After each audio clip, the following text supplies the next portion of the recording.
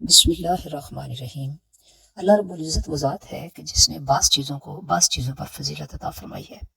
اور یہ کیوں عطا فرمائی ہے؟ ایک تو اس کی حکمت کے تقاضے تھے،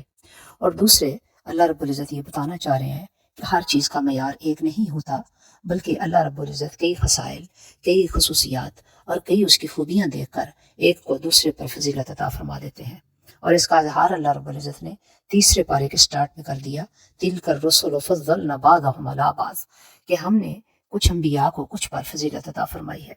اسی طرح اللہ رب العزت نے کچھ دریاؤں کو، کچھ مساجد کو، کچھ علاقوں کو، کچھ پہاڑوں کو، کچھ سمندروں کو، اور اسی طرح کچھ راتوں کو فضیلت اور بزرگی عطا فرمائی۔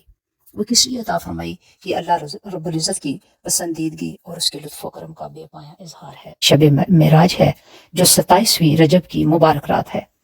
اور یہ وہ مبارک رات ہے جس کے بارے میں حضرت ابو ہریرہ رضی اللہ تعالیٰ عنہ فرماتے ہیں کہ حضور نبی کریم صلی اللہ علیہ وآلہ وسلم نے فرمایا کہ جس نے 27 رجب کی رات کو عبادت کی تو اس کی عبادت کا ثواب 60 مہینوں کی عبادت کے برابر ہوگا۔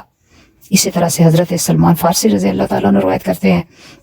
کہ رحمت عالم صلی اللہ علیہ وآلہ وسلم نے فرمایا کہ ماہ رجب میں ایک دن اور ایک رات ایسی ہے کہ اگر کوئی شخص اس رات کو عبادت کرے تو اس کو 100 برس کی عبادت کا اجر عطا کیا جاتا ہے۔ یعنی یہ وہ مبارک رات جو 27ویں شب ہے، جب اللہ کی رحمت چھما چھم برستی ہے، جب اللہ رب العزت کا نزول، اللہ رب العزت کی عطا، اللہ رب العزت کا لطف و کرم اپنے عروج پر ہوتا ہے، اور پکار کر کہتا ہے، اے بندہ مومن، آ میری بارگاہ میں، آ میری رحمتوں کی بارش کی تقسیم ہو رہی ہے، آ تو بھی اپنے مقدر جگا لے، آ تو بھی اپنے نصیب روشن کر لے، میری طرف واپس پلٹ آ، کیوں میرے سوا تیرا کوئی مرجع نہیں، تیرا کوئی مشکل کشا نہیں، تیرا کوئی حاجت روا نہیں، ایک میں ہی ہوں جو تیری مشکلوں کو، مصیبتوں کو ٹال کر تجھ پر اپنے لطف و کرم کی نگاہ کر سکتا ہوں۔ تو گویا یہ وہ مبارک رات ہے کہ اس رات کی عبادت انتہائی اہمیت کی حامل ہے۔ حضرت عبداللہ ابن عباس رضی اللہ تعالیٰ عنہ کا معمول یہ تھا کہ جب کبھی 27 رجب کی رات آتی تو آپ اعتکاف میں بیٹھ جاتے اور نماز ظہر کے بعد تک وہ نفل ادا کرتے، اور ہر نفل میں سورہ فاتحہ 1 بار، سورہ قدر 3 بار اور سورہ اخلاص 50 مرتبہ پڑھتے، پھر عصر تک دعاؤں میں مشغول رہتے، یعنی دعائیں کرتے، مناجات کرتے، اللہ کے حضور میں گڑ گڑاتے، روتے، عرضیاں کرتے اور اللہ رب العزت کو مناتے۔ یعنی اللہ کے عظیم بندوں کا حال یہ ہے۔ حضرت ابو ہریرہ رضی اللہ تعالیٰ عنہ کہتے ہیں کہ آقا دو جہاں صلی اللہ علیہ وآلہ وسلم نے فرمایا کہ جو شخص 27 رجب کو 12 رکعت نفل اس طرح پڑھے کہ سورہ فاتحہ کے بعد 3 مرتبہ انا انزلنا اور 13 مرتبہ سورہ اخلاص، اور اس کے بعد فارغ ہو کر اس نماز سے 1 بار درود شریف اور 3 بار یہ دعا پڑھے تو اللہ رب العزت اس پر اپنی رحمتوں کی نگاہ فرما دیتے ہیں۔ اب آپ کو آخر تک یہ دیکھنے کے لیے اور سننے کے لیے کہ کون سی دعا ہے تو ویڈیو آخر تک دیکھنا ہوگی۔ آپ سے التماس کرتے ہیں کہ اس طرح کی ویڈیو کو سکپ نہ کیا کریں، کیونکہ یہ ہماری بہتری اور ہماری دنیا اور آخرت کے سنوارنے کا ایک بہانہ ہوتا ہے۔ یہ ویڈیو ہم بڑی محنت کے ساتھ تیار کرتے ہیں، ریسرچ کر کے تیار کرتے ہیں تاکہ عوام الناس تک یہ پہنچیں اور ہم سب مل کر ان راتوں کے لطف و کرم کے حقدار ہو سکیں اور اللہ رب العزت کی رحمتوں سے مالا مال ہو سکیں۔ فرمایا کہ اس نماز سے فارغ ہونے کے بعد جو شخص 1 بار درود پڑھے اور 3 بار یہ دعا پڑھے، سبوح قدوس ربنا ورب الملائکۃ والروح رب اغفر وارحم وتجاوز عما تعلم فإنک انت العزیز العلیم